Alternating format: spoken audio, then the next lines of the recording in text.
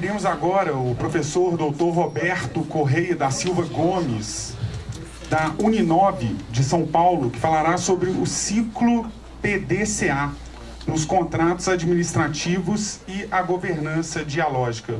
Por favor, professor. Boa tarde a todos. É com muita satisfação que eu me vejo aqui hoje para proferir essa palestra sobre os contratos administrativos e a aplicação a eles realizada do ciclo PDCA e sob uma ótica dialógica e de sustentabilidade.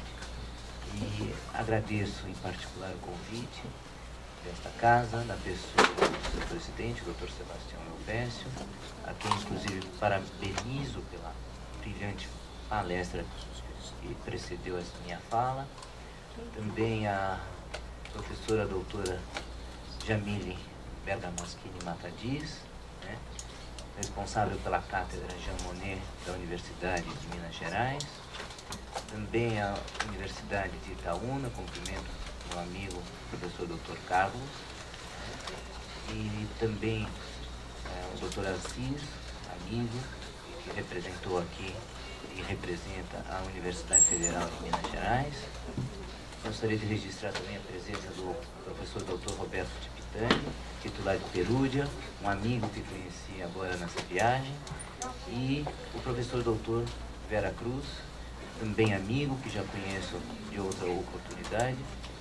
Professores os quais fazem parte também de uma rede de pesquisas, né, com a Cátedra Jean Monnet, intitulando, e as respectivas universidades, cuja Universidade Uninove, Universidade 9 de Julho, eu represento, em que essa rede de pesquisas tem por título e ponto máximo da pesquisa o Estado, a integração e a governança. E é nesse contexto que os nossos estudos se realizam e que, em particular, o estudo específico da minha fala hoje se realiza. E é nesse contexto dos estudos da rede e creio que esse convênio entre a Cátedra Jean Monnet e o Tribunal de Contas do Estado de Minas Gerais irá desenvolver seus estudos. A preocupação hoje da conjuntura em que vivemos, uma conjuntura globalizada, né, em que há uma interdependência econômica e de avanços tecnológicos e de informação, é uma conjuntura em que a governança corporativa e a ideia dos valores de governança corporativa e de governança regulatória se colocam de sobremaneira importantes, unidos à ideia da sustentabilidade, né, e com a criação de sistemas institucionais que permitam, né, uma administração pública dita consensual, dialógica, concertada, cuja ideia da concertação pressupõe uma participação popular, um controle social e o fenômeno da processualização e da contratualização, para que esse diálogo, esse consenso possa existir com a concretização e a efetivação das políticas públicas, cujo grau máximo dessa concretização se dá por intermédio dos chamados contratos administrativos. É por isso que, inclusive, em nossa pesquisa, já até idealizamos e pensamos a própria criação do chamado Observatório de Políticas Públicas. Seria uma entidade ou um órgão institucionalizado, vocacionado para manter esse diálogo, manter esse consenso, para que com a sociedade, em parceria com a administração pública, possa coordenar e desenvolver esses projetos, por seu turno inseridos em programas de governo e a seu turno em planos de governo, previstos normalmente no plano plurianual, de uma maneira que traga maior, não só efetividade, mas escolhas melhor direcionadas para as necessidades da população, para as necessidades da sociedade. Mas não basta apenas isso, basta que tenhamos também alguns mecanismos que permitam uma nova visão do contrato administrativo, uma visão atualizada dentro desse contexto de consenso de cooperação, em que, portanto, era uma visão não só estática, como a tradicional do contrato administrativo visto como um ato lato sensu, um ato administrativo lato sensu, mas também como fruto de um processo. Processo esse dotado de fases, né? Uma fase pré-negocial e uma fase de desenvolvimento de execução do contrato. Fase pré-negocial essa que hoje se verifica dividida numa etapa interna, antes do edital, dita também de planejamento, um planejamento participativo, cada vez mais participativo, que corresponde à fase anterior, né, na visão anterior, da fase interna da licitação, a qual não se dava importância, porque o que se dizia é que isso não teria interesse a ninguém a não ser a própria administração na hora da elaboração do edital. Isso já se mudou e já há algum tempo. Para as licitações de imenso ou enorme vulto, né, é necessário que hajam audiências públicas. E, portanto, aí já se tem a participação popular, né, a possibilidade, inclusive, de um controle social que permita, inclusive, um foco mais bem dimensionado quanto às prioridades, até da necessidade efetiva de uma licitação, de um contrato e da realização desse edital. Verdade. Depois do edital, você tem a fase externa, né, dessa fase pré-negocial, né, pré-contratual, em que se caracteriza pela própria licitação. Licitação essa hoje que, com as alterações, a Lei 8666 de 93 e a Lei das Concessões de Serviço Público, a 8987 de 95, se faz também com a presença da participação popular e do controle social. Qualquer um de nós aqui é sabido, por aqueles que estudam a matéria, é possível impugnar uma licitação por algum vício que encontre sem dela estar diretamente participando. A questão ambiental, Sim. primórdio hoje. Sim, há questões inclusive da necessidade, isso mesmo, bem lembrado, a licitação tem que ser sustentável, né? Essa questão da sustentabilidade hoje direciona principalmente a todas as contratações. Existem já, por parte da administração pública, inclusive federal, né, guias que permitam você identificar quais os itens de sustentabilidade a serem seguidos numa licitação. Eu mesmo, na Uninove, participei de um projeto piloto, junto com o Tribunal de Justiça de São Paulo, em que verificamos a questão da sustentabilidade nos contratos do tribunal. E essa questão, embora em alguns momentos havia cláusula, havia preocupação com a sustentabilidade, efetivamente essa não se verificava. A questão da logística reversa, preocupação, por exemplo, com o descarte de uma lâmpada, não havia. Não se buscava a certificação para saber se realmente houve o descarte correto e adequado.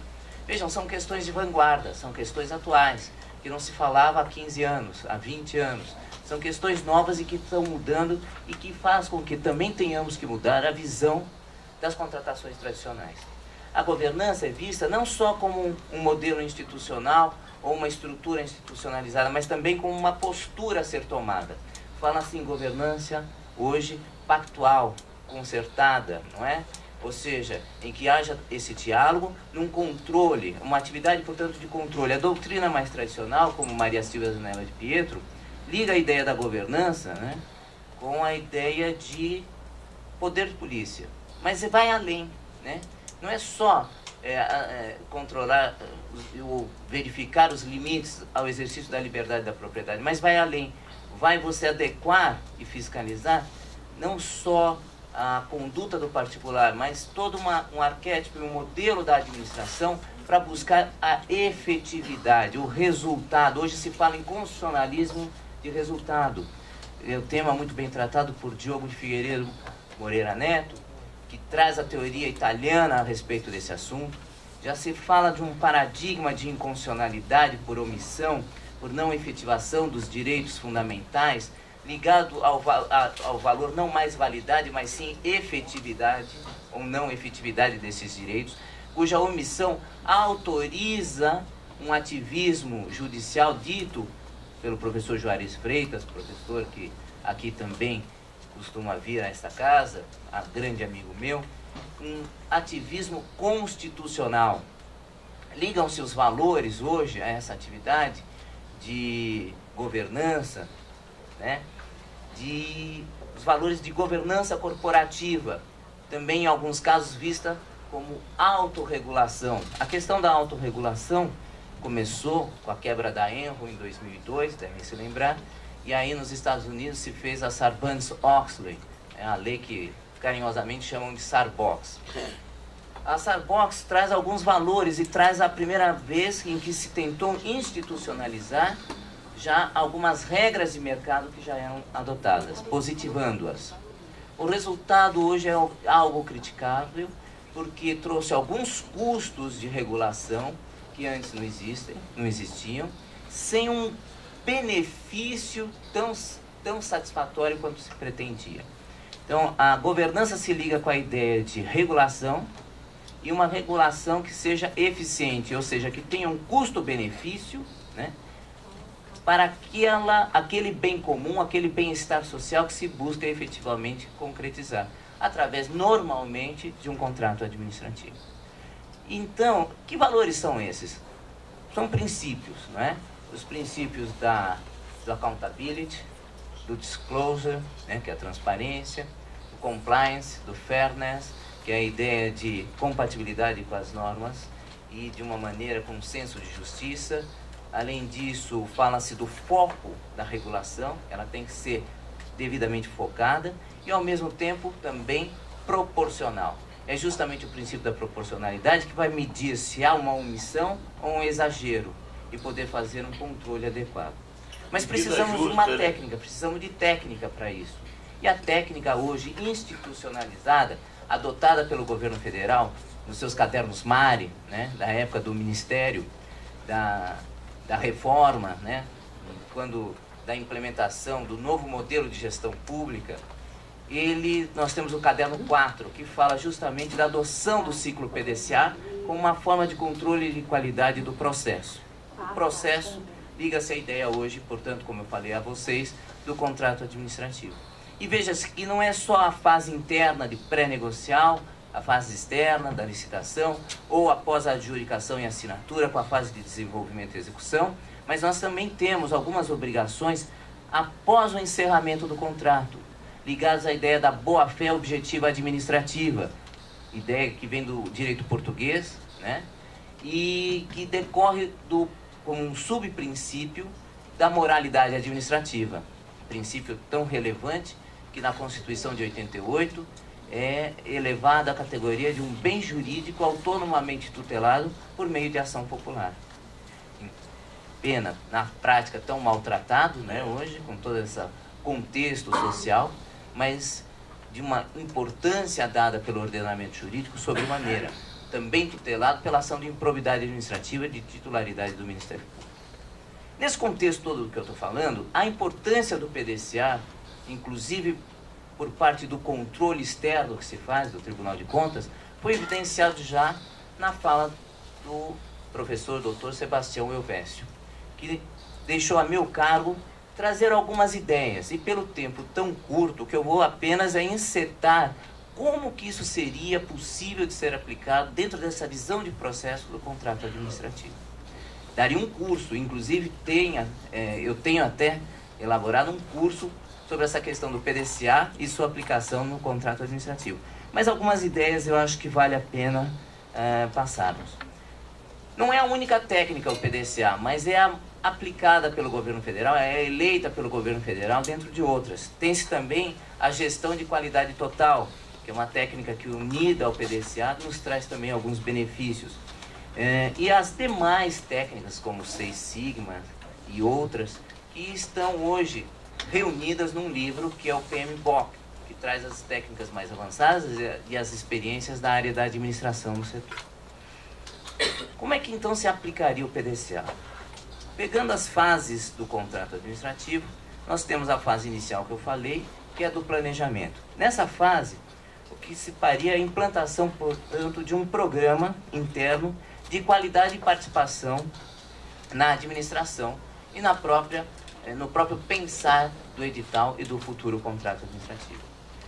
Nesse momento é que tem que se ter o engajamento daqueles interessados que vão participar do contrato, sem o que não há condições de se levar adiante um modelo desses.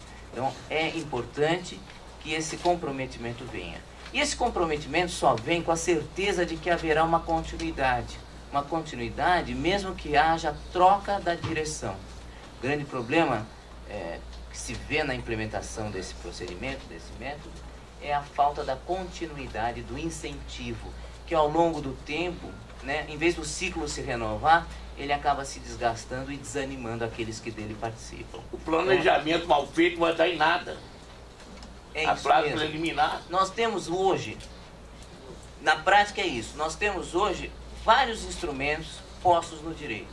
Vários instrumentos à nossa disposição. Há normas para isso, né? O Brasil é cheio de normas. Nós temos os instrumentos, o que está faltando é implementá-los. Passa por uma questão cultural, mas também passa por uma questão de vontade política. Nós temos hoje um planejamento que se tem mostrado muito mais de governo do que de Estado, né? O planejamento e a instituição das políticas públicas tem que ser longevo, tem que ser de duração. Na Europa é de 7 anos, aqui o PPA é de 4. Mas nós temos que pensar em políticas públicas permanentes, que se perpetualizem na sua execução, nos seus bons modelos, né? Para que se dê efetividade à chamada boa administração pública. Princípio esse já verificado na Constituição italiana desde 48. E que aqui no Brasil tem uma de suas facetas, que é o princípio da eficiência. Veja, eu estou falando de efetividade, eficiência, eficácia, que são conceitos que têm uma conotação na área do direito e uma conotação na área da administração, né? Se formos pegar o conceito do Peter Drucker, eficiência e eficácia tem a ver com fazer a coisa certa da maneira certa, eficiência, e a eficácia é fazer a coisa certa. E a efetividade é a concreção, a verificação. Quando eu me formei, eu aprendia com os meus professores. O que nos interessa é se a norma é eficaz ou não, se tem aptidão ou não para gerar efeitos. Se vai gerar efeitos, é um problema de outra ciência que não o direito. Hoje, como eu falei há pouco, já é uma preocupação da nossa ciência. Já nos preocupamos com o resultado. É o constitucionalismo de resultado, é o constitucionalismo que busca uma efetividade. E é por isso, inclusive no discurso inicial do Dr. Sebastião, que estamos aqui buscando técnicas para dar efetividade às políticas públicas, aos contratos administrativos. Há uma figura que é pouco utilizada, ou, embora prevista em lei, não tem sido implementada como deveria, que é a figura que a turma da administração, os estudiosos da administração, chamam de agente 67. É aquele, o gestor e o fiscal eleito pela administração para acompanhar o contrato administrativo, tal qual previsto no artigo 67 da Lei 8666. Essas questões que eu apenas trago agora, pela exiguidade do tempo para minha exposição, necessitam ser melhor pensadas e estimuladas por cortes como o Tribunal de Contas, aqui de Minas Gerais, que o tem feito. Haja visto a palestra do seu presidente que me antecedeu.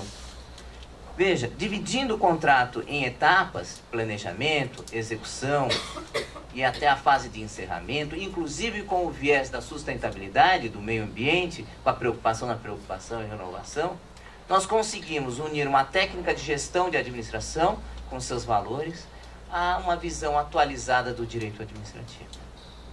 É essa preocupação que eu gostaria de externar com vocês, e essa preocupação do direito vocacionado à solução de questões práticas não é atual. Tércio Sampaio Ferraz Júnior, desde a década de 70, já falava que o jurista tinha que produzir um pensamento tecnológico voltado para a decidibilidade. E eu acredito que nós aqui estamos engajados nessa ideia e que com esse convênio agora entre o Tribunal de Contas do Estado de Minas Gerais e a Cátedra Jean Monnet, iremos desenvolver vários estudos nesse sentido. Eu encerro então por aqui a minha fala, agradecendo demais a atenção de todos e muito obrigado.